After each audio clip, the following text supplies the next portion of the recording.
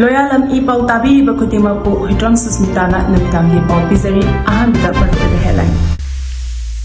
Churachadpur Aizawl Lambi da landslide thokpadagi Lambi Faonadre Churachadpur da ising ichaw mayoknare. Imphal Dimapur Lambi da panduna leriba gari sing Thoklakpa bypass road sembagi tabak hawkre.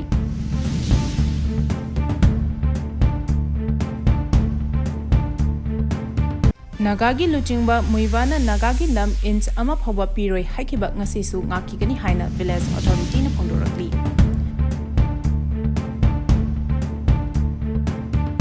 Pao sangona pijari.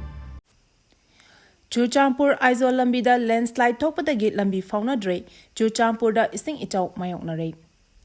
Haukiba numit kharani asida nong leptana tabana maram oiraga Churachadpur district ki oina khwaidagi maru oiba lambi ama oiriba Churachadpur Aizawl Lambi landslide thokpadagi faunakidre. Churachadpur da su ising ichaw mayoknare. Pao asina makhatana haribana Churachadpur district Amasung Mizoram gi Aizawl ga faunariba National Highway number 102 V Guite Road ta chingning khaibana maram oiraga lambi asi faunakidabani. Haukiba numit kharanigi mamangdagi nong leptana chubana maram oiraga lambi paring asigi tongan mamafam kayada landslide thoktuna gari kaya panduna leidi. Churachadpur district ki oinadi lambi asi natana mapandagi poche pusilaknaba lambi amata leite. Lambi asi makhoige lifeline ama oina leribani. Lambi paring asida leiba Sinjol Amasung Kwangin gi marakta ama aduga Sinjol Amasung Khwakhan gi marakta khwaidigi chawna landslide thokpadagi lambi asi Faonaba ngamdana leribani. Adumapu lambi asi makhatana Faonaba yanaba sengdopagi thabakta mating pangbinaba Guite Road Chief Association gi maikaidegi NHIDCL da Tasinkhre. Panba yabadi numit kharanigi mamangdagi state asida nong leptana chukibana maram oiraga tongan mamafam maudra humdoida chingning khaibagi thodok sing thokibani. Imphal Dimapur Lambi gi oina Nagaland gi Kohima district ki manung chena leiba Faonaba village tagi mapada meter yankhairom sangba lambi gi saruk ama ningkhai gi badagi lambi asi faunadre. Lambi asi hojiki oiriba phibam state adugi deputy chief minister TR Zeliang na thingnana chatuna yengsingkhre. Loinana TR Zeliang na lambi asi athuba matamda semjinaba mari leneba singda aiba cherol thaduna khangankhre. Chief minister Nephew Riogi Maikedagisu Ministry of Road Transport aiba cherol thaduna alternative route ama semnabasu proposal thakre. Adubu lambi asida light vehicle singi oinadi district authority na one way route ama thaba hore hari. Amaramda state asida hojik thokliba ichaw asina maram oiraga mioi lakh amaga lising humphumari janipan humdrama panchaiting fangle. Mioi marina asokapan nangkhre mioi amana lekidre. Yum lising kuntra mangaga chama yankhai humdoi na amangata thokle. Ichaw asina yumda so yokpa sasan humphumari lekidre. Mioi lising ahum chama pantara tare safagadaba mafam singda hongdokre. Hojik phawgi oina relief camp Humdra taret hangdopaga loinana medical relief camp mari hangdokre. Lofam hector marfuni thoi dasmik humdra mapan ichawna sokhan kibaga loinana infrastructure yangkhaini thoi amang ata thokre. Ichaw asiga loinana tongan mamafam chamaga anida chingning khaibagi thodok thokre. Amaromda ichaw asida awaba tarba sing mating pangnaba center dagi NDRF, Air Force, Navy amasung Army tharapa hokre. Imphal Dimapur Lambi da panduna leriba gari sing Thoklakpa bypass road sembagi thabak hawkre. Nong leptana tabana maram oiraga Imphal Dimapur Lambi gi manung chanba Nagaland gi Kohima district ki phase mahada chingning khaibadagi lambi tatkiduna mal puraga Imphal tamna Thoklakpa gari kaya panduna leriba sing adu Imphal Europa ngamnabagi damak bypass road sembagi thabak Manipur Driver Association na luchinguna pakhatpa hawkre. Bypass road sembagi thabak adu Manipur Driver Association ga saminariba Senapati District Truck Owners Association, Senapati District Truck Driver Union amadi Manipur Gorkha Motor Worker Welfare Union ga kusamna na paikhatpani. Bypass road adu semnabagi damak ngasi excavator ama recovery van ama amadi pung kunmari chupna mathau tagadaba ambulance ahum Manipur Driver Association gi sengmaida leiba office mamangdagi association asiga chapminariba association sing amadi union gi miyusingda sinakre. Nauna semgadoriba bypass road asi Kohima gi Kidimi road tagi laklaga Mao amasung Tadubi tarakadabani. Masige asangmana kilometer kun manga romni. Panba yabadi mamang tha me kuntra mathoige ayuktagi chingning khaibadigi lambi asi tatuna lakhibani. Hauzik phawbada lambi asi mari leinaba authorities singna semjinbagi mami tadri. Lambi semjinba Faonaba JCB Amasung ambulance kusinakibagi thoram aduga mari leinana Manipur Driver Association gi General Secretary Khetri Mayum Sanjoyna haikibada Imphal Jiri Lambi Amasung Imphal Dimapur Lambi anida chingning khaibana maram oiraga Manipur da changlakadaba gari sing changlapak ngamdabadagi miyamna nongmada changdraba yadraba potlam sing phangdabagi awaba mayoknariba asi yenglaga bypass road semagi thabak asi paikhatpani driver singi yaifanaba leiriba union natraga association singna amana amabu hunaduna lebagi mahutta driver singi yaifanaba thabak dominasi haina phangdokhi Amaromda Imphal Dimapur Lambi da landslide tholiba asiga mari lenana Lambi asibu semliba NHIDCL gi executive director RP Singhna haikibada temporary road ama semba haibasida land execution mathau tagani karigumba land execution asida land owner singna mapung faba cooperation pirabadi temporary road sembagi thabak asi numit 10 gi manungda loishinba ngamgani haina phongdokhi Nagagi luchingba muivana Nagagi lam inch ama phawa piroi haikiba ngasisu ngakhigani haina village authority na phongdorakli Haukiba April mangada kuki amadi makhoigi khutlai paiba singna konsarom village ta chatharakiba thodok adugi matangda yana che agreement ama UNC gi working committee amadi sahilka anina Tahazamda leba UNC gi office ta haukiba jun anida khuyek pikhi hariba asi khangde lonana Nagagi luchingba muivana Nagagi lam inch ama phawa piroi haikiba adu ngasisu chap chana ngakani haina Konsakhol village authority na phongdorakli Hiramasi matangda ngasi Konsakhol gi village authority na press thadorakpa cherolamana haribadi Thokiba thodok adugi matangda haukiba jun anida yana cherol ama khudyek pinakhiba asigi matangda karigumba pau amata pirakpa laite Naga ama oina UNC da thajaba thamduna asengba achumba wafam phangnaba ngairibani Loinana aikhoigi Naga lamsing amadi izat ngakpi gani khalibani Warabasu wana khanuna lakhiba thajaba adu mahanganinde sahi asigi January 3 ta ke lungwiram da minungshi laitana nupi angang da khut tharakiba adu ngasi phawba kawba ngamdana leiri Maduda natana kuki militant singna April manga da Konsarom village chathakhiba ka henba thodok aduna wakhalda akiba phawba adu ngasi phawba kokthri hari Cherolasina hai Konsakhol lamgi matangda karigumba hiram amatada yasinaba yaroi yelhongaidagi loinaraklaba lamdam asi Nagagi luchingba muivana lam inch ama phawba piroi hakiba ngasi sunga khigani loinana UNC gi working committee nasu Naga miyangi yenglaga achumba amadi asengba gidamak lepiyu hiram asida luchingba oiriba singna asengba thabak tobiyu hainasu appeal torakli Paugi marak thatna Loyalam E-PAO tabiriba khudimakna channel asibu nungsibiduna like amadi subscribe tawbiduna subscriber masing hengat hanbada adomsu mateng pangbiyu Ichawna awaba bayong riba singda RSS na mateng pangbaga loinana mi kanbagi thabak chathari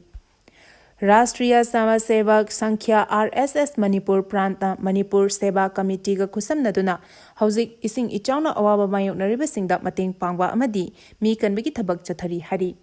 RSS Imphal Jilagi General Secretary Brahmachari Mayum Valik Sarmana Luchingba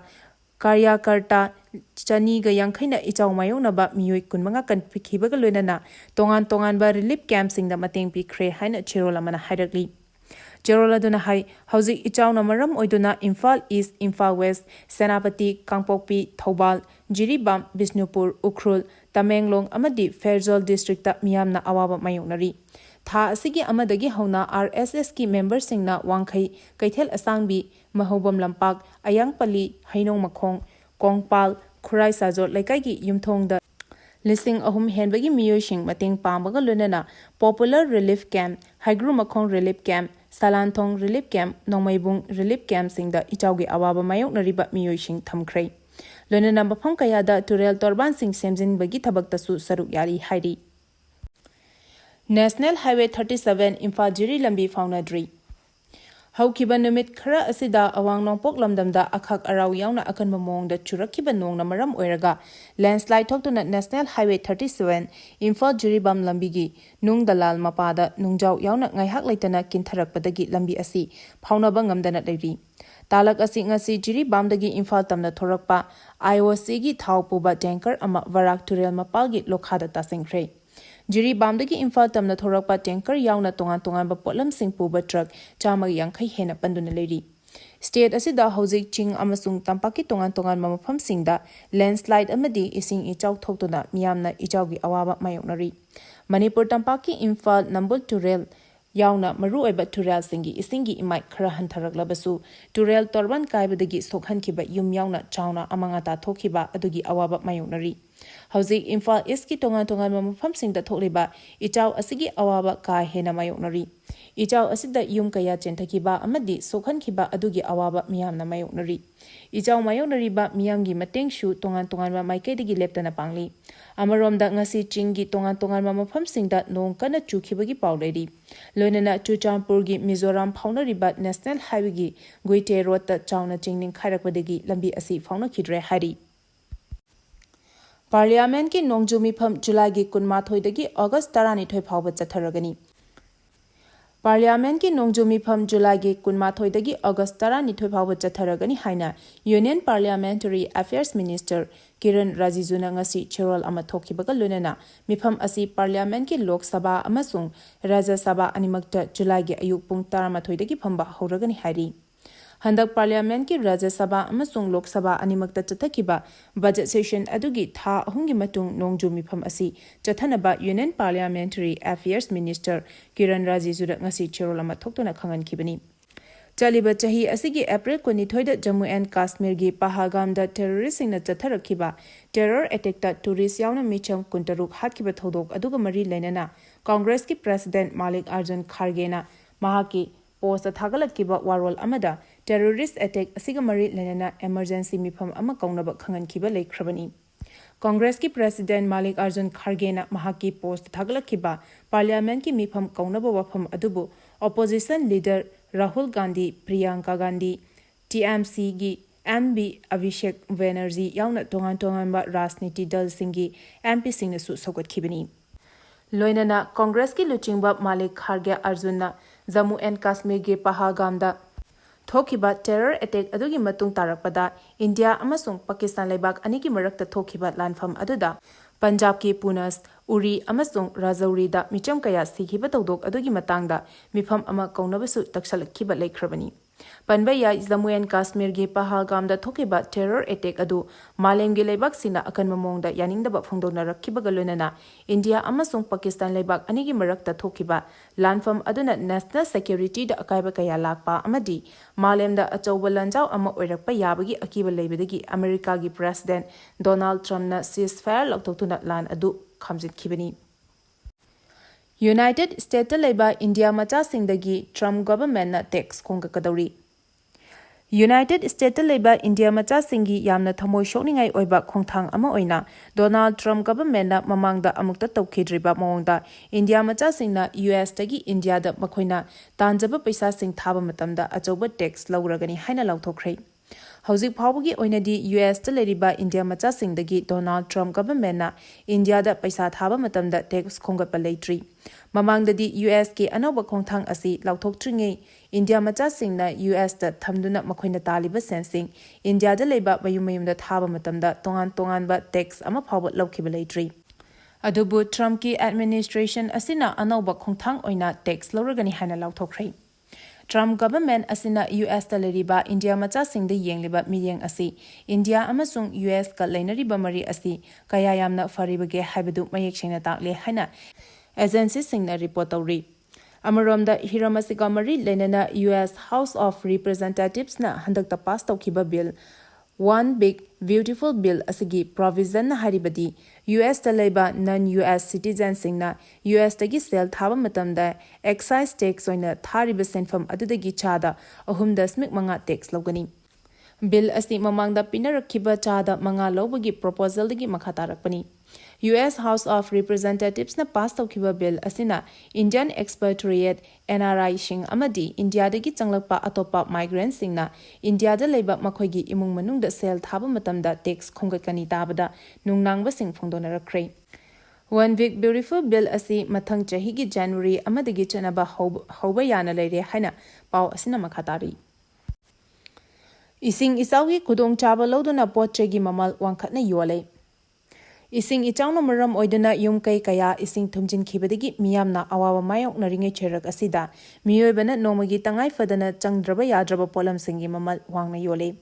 Pauche asina poche yonba tukan kaya da koina chatuni yengsiluba matamda fanglakhiba phawgi matung inadi hana alu kg amada lupa kunmathoi dagi kunithoi phawba piramba adu hauzik lupa kunthra da hengakhrei tilhau kg amada hana lupa kunmari dagi kunmanga da yolamba adu hauzik lupa kunthra dagi kunthani thoi de yole masida natana hawai mangal amadi kangtak kg da lupa yangkhai piramba adu lupa yangkhai humdoi da yole sanam kg da lupa marfudara manga piramba adu lupa chamaga kunmanga da hengatkhrai Amaromda kg yangkhai ata beg amada lupa lising amaga chatret yolamba adu lupa lising amaga chatret yangkhai kg nipumanga gi moida beg amada lupa lising amaga chatret tara yolamba adu lising amaga chatret marfud yole asa thau liter amamamgi bottle kungi box ta amada hana lupa lising ahumga chatret yangkhai yolamba adu hauji lising ahumga chanipan yole masida natana tongan tongan ba chana thanabagi polam kayasu hana dagi mamal wangkhana yonba thingarakhi FMR Hanjilu Border Fencing Lepu habigi khongjang loisingkhrai The All Naga Students Association Manipur Anstamgi Midyang Makhada Tongan Tongan Ba Naga Singi Mahirosing Amadi Civil Society Organization Singna Free Movement Regime FMR Hanjilu Amadi Indo-Myanmar Border Fencing Lepu Habigi Khongjangda Haukiba Lebapopa Numitagi Chatharakhiba Pung Nifunipangi Naga Taba District Sing da Chathakiba Government Office Thonglonbagi Khongjang Mamung Phana Losingkhrai Ansamgi Khongjang asida Senapati District Student Association Amadi Masigi Masa Loishangsing Mau Students Union Maram Students Union Paumai Naga Students Union Thangal Students Union Jaliarong Student Union Senapati John Naga Student Union Chandel na mapung fana sagatuna Senapati Amadi Chandel gi district singda mapung oina District Administration gi office sing maru oina DC office SDO office SDC office amadi SBI office sing khongjang manungda thonglon singki Amaromda haukiba lebapopa numita khongjang changsinglingai cherekta Senapati district headquarter da district asigi superintendent of police amadi khongjang loishinga mugnabagi thodok ama thokpadagi SP na tongliba official vehicle adu khongjang loishingna longthoktuna amangata thokanki adubu makhatana pamdaba thodokshing thoktanabagi damak district police amadi khongjang loishingi mihut singa unaduna wari sanaraba matung yanaba purakhi hari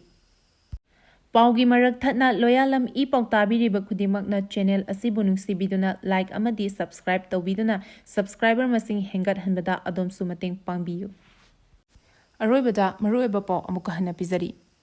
Churachadpur Aizawl Lambi da landslide thokpadagi Lambi Faonadre Churachadpur da ising ichaw mayoknare Imphal Dimapur Lambi da panduna leiriba gari sing tholaknaba bypass road sembagi thabak haukhre Nagagi Luchingba Muivana Nagagi Lam inch ama phawa piroi haikiba ngasisu ngakigani haina village authority na phongdorakli Matang asida Loyalam E-PAO na namidangi pau pibil lozare tabiriba khudimako amuka hana khurumjari